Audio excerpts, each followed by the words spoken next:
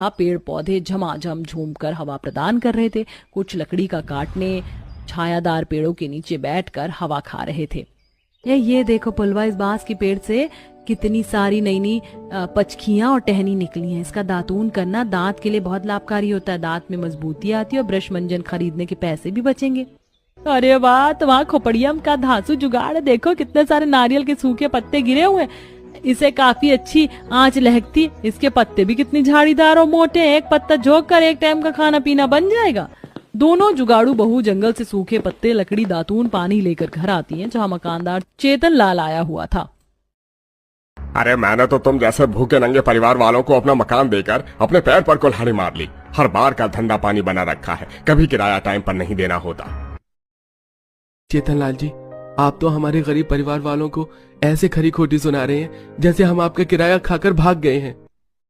ऐसे कैसे किराया खाकर भाग जाओगे? चेतन लाल नाम है मेरा। गर्दन पर चढ़कर किराया निकलवाना और वसूलना आता है मुझे। अच्छे से या तो 2 दिन के अंदर मेरा किराया भरो या मकान खाली करो।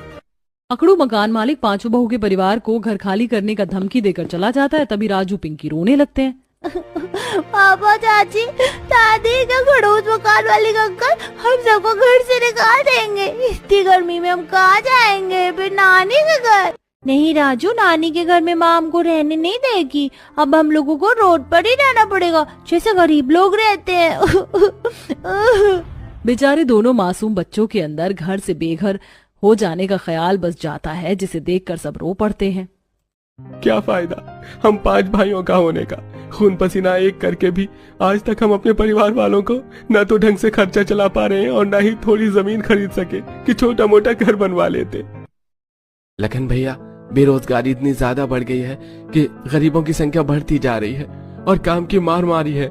चेतन लाल को तो फिर भी हम लेट सेट किराया दे देते हैं, मगर कहीं और रूम देखेंगे तो एडवांस देना पड़ेगा और हमारे पास तो एक फूटी कौड़ी तक नहीं है।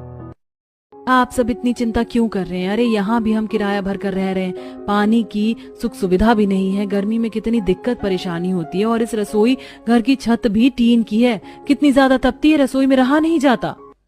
हम भाई कितनी गर्मी में लकड़ी के गट्ठर काट कर बाजार में बेचने जाते हैं, लेकिन अब लोगों ने अपने घर में गैस चूल्हा लगवा लिया, इसलिए कोई लकड़ी खरीदता नहीं।